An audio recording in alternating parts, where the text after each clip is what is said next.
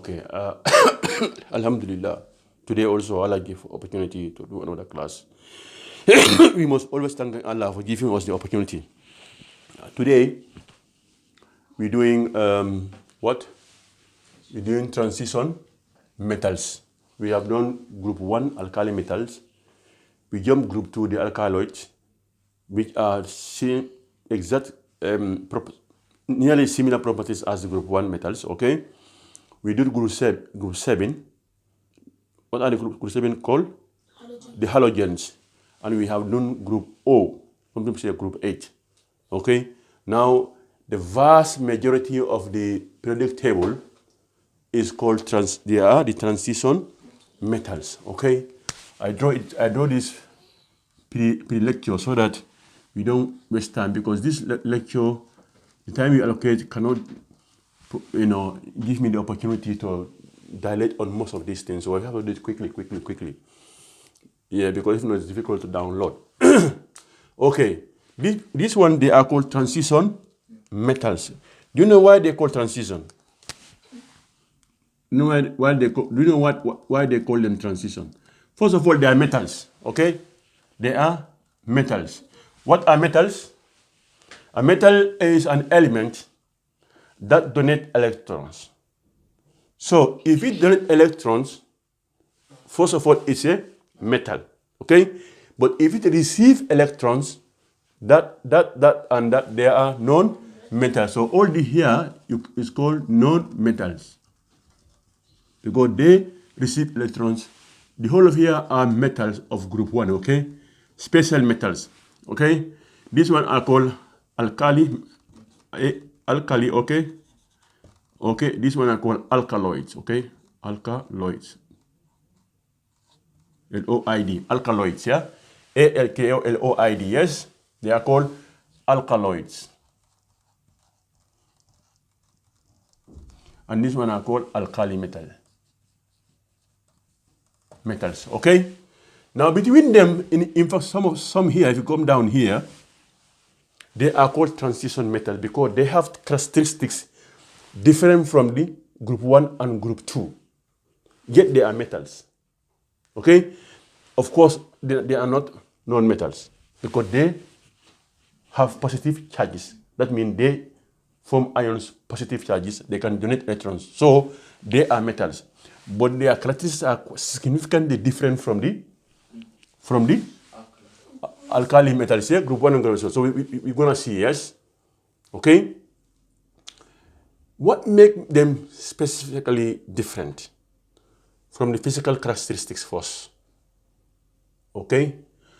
Some of the characteristics they share with the metals, some they don't share with the metals. I mean group 1 and group 2 metals.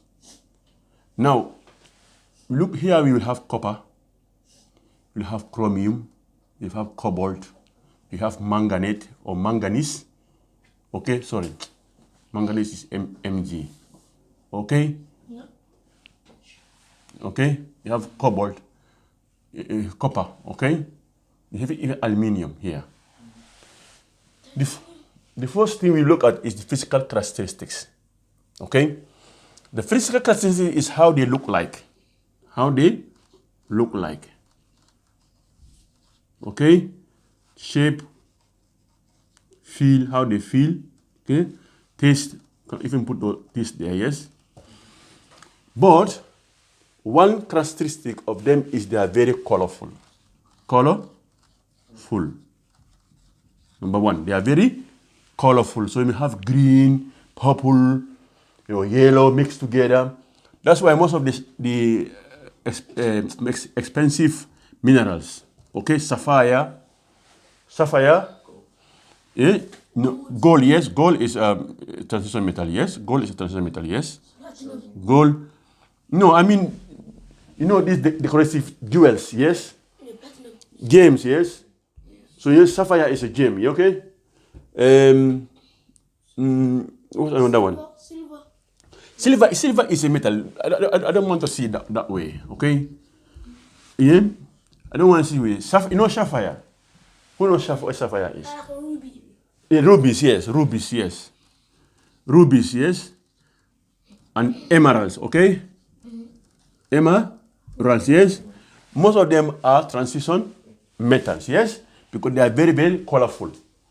Okay, they are very, very colorful. One, okay. These are the physical characteristics. They all conduct electricity and heat.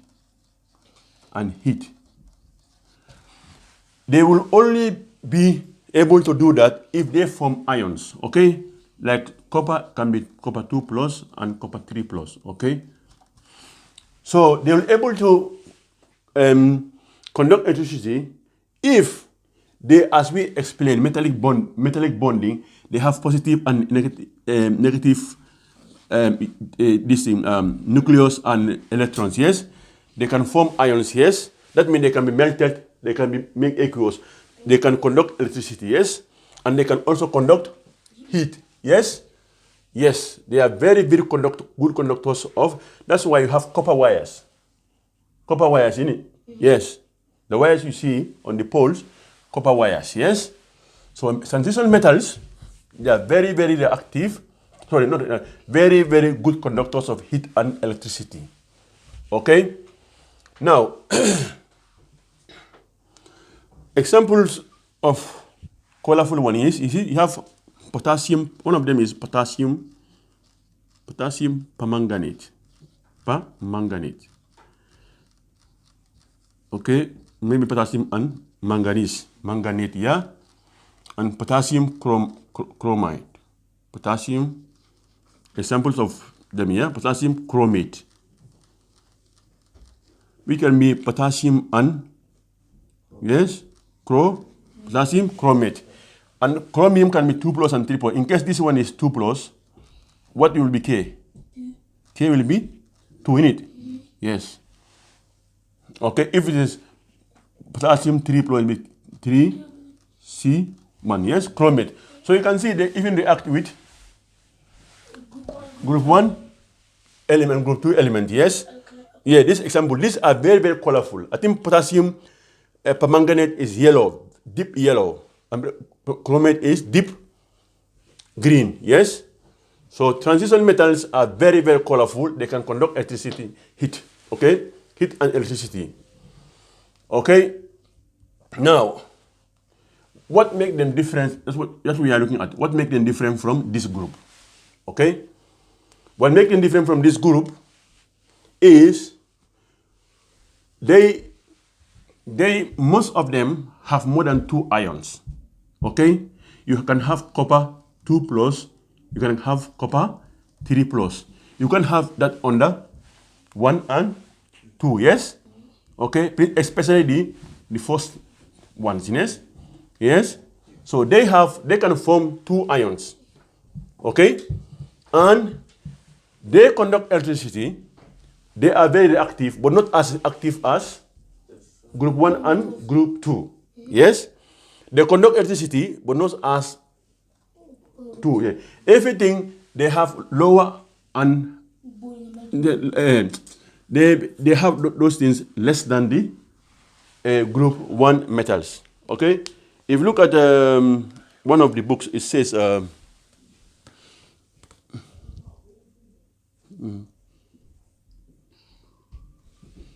yes. What I'm saying is, if we compare them to group 1 metals, you will see a lot of distinction. Okay? You will see a lot of difference. Okay? First of all, they are all solid. Most of them are solid.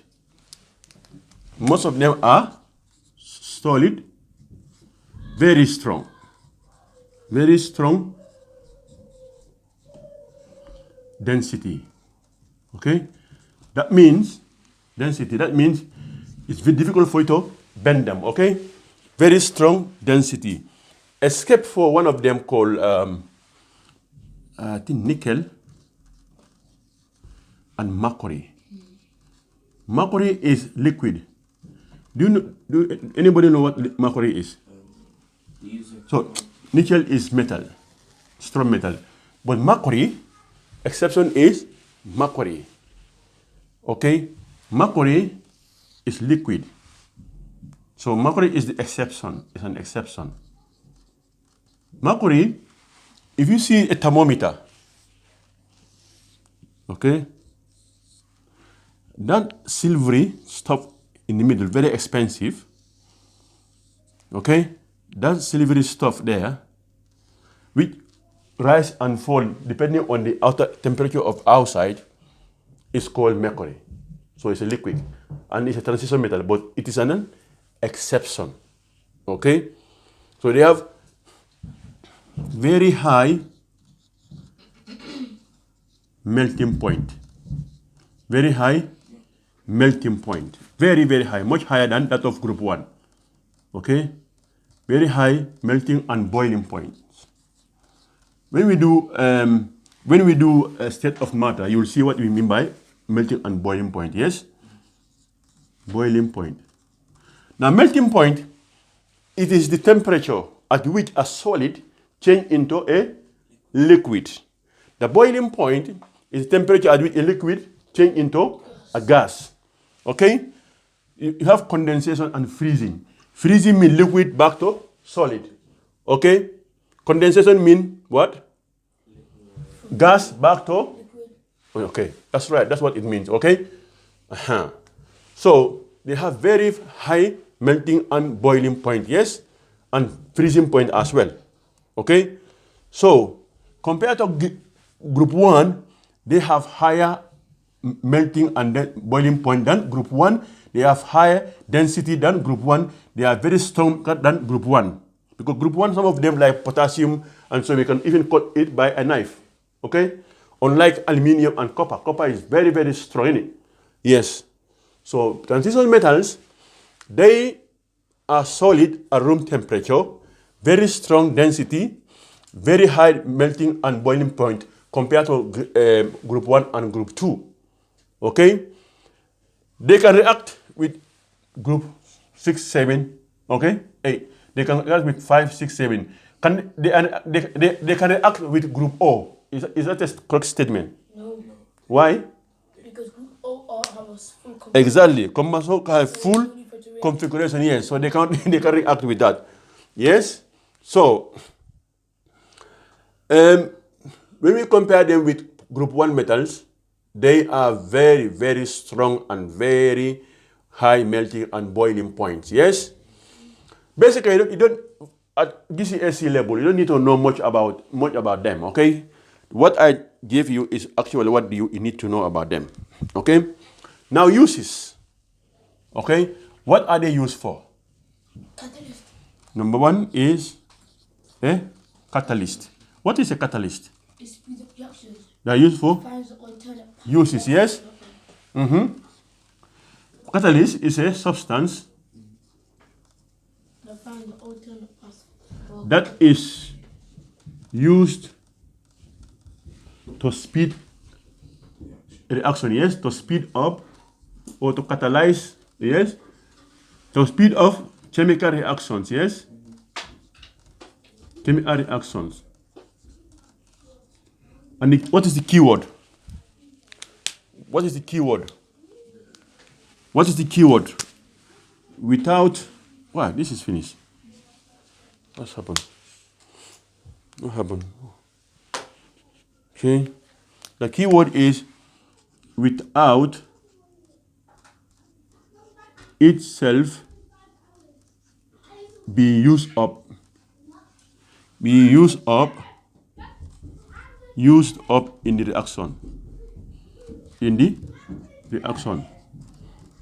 So if the mass of a catalyst is 50 grams in the beginning of the reaction, at the end of the reaction it will be 50 grams.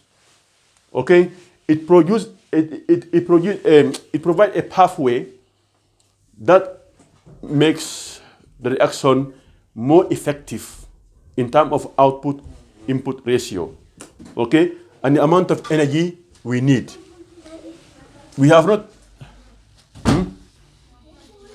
yet come to that yet, but when you look at exothermic and endothermic reactions in it, rate of reaction. or rate of reactions, okay, we will see how they affect the rate of reactions. If the rate of reactions need energy to push it up and go to the catalyst, it may go that way. So the effect of catalyst will be that temperature. Okay? Yeah, that's right. So you look at that when we look at the rate of reactions. What is the use of the catalyst? What the catalyst actually do in the reaction? Yes? So they are used as catalysts, yes? They are used in the physical manufacture of emeralds or what they call them? Rubies or gems. What goods? I don't know, decorative or jewelry, yeah. In the use of jewelry, yes? Okay? And some alloys. In the use of jewels, okay? And some alloys. Some alloys. What do we say an alloy is?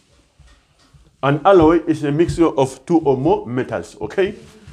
One metal is not very strong, but you need another metal to make it very strong. Like in aluminium, you add chromium, okay? So yesterday I saw in some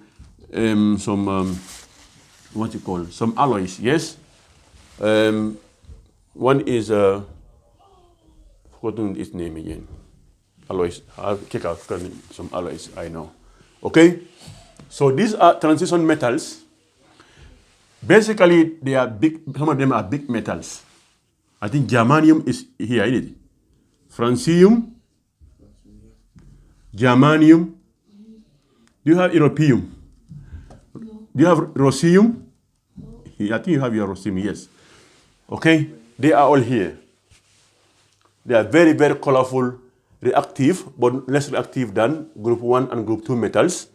They have very strong tensile strength, okay?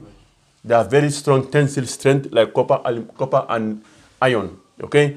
Tensile strength, high density, very high melting and boiling temperature.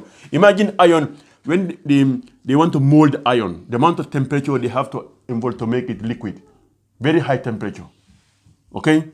So they have very, very high melting and boiling point, okay?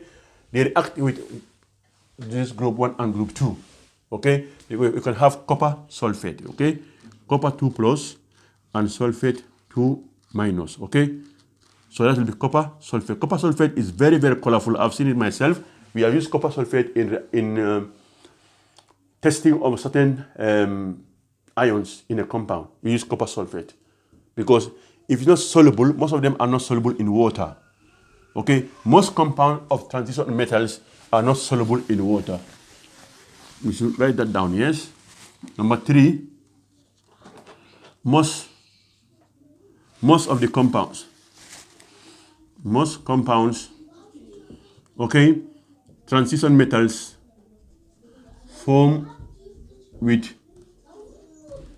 non-metals are not soluble in water.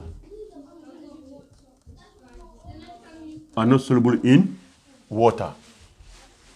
Okay? And they can conduct, we said that copper can be used, copper. What they call copper plating, yes? You have copper, you want to plate it with gold, okay? One of the electrodes here, because gold is Ag plus in it. So therefore, you make that comes in exam a lot. You make the anode, so you make the anode -1 copper. You want to plate. So the silver will go to Ag plus will go to that one. It will cover it. So you see something is gold. It's not gold. It's plated. They call it gold plated. In it. That's what you use them for. Instead of making the whole thing is you look like a cold bar, but it's not a cold bar. There's a copper inside. Okay? Only the surface is plated with gold. Okay? So copper sulfate can be used as an electrolyte in gold plating. Okay? So I think I have covered nearly all of the transition metal.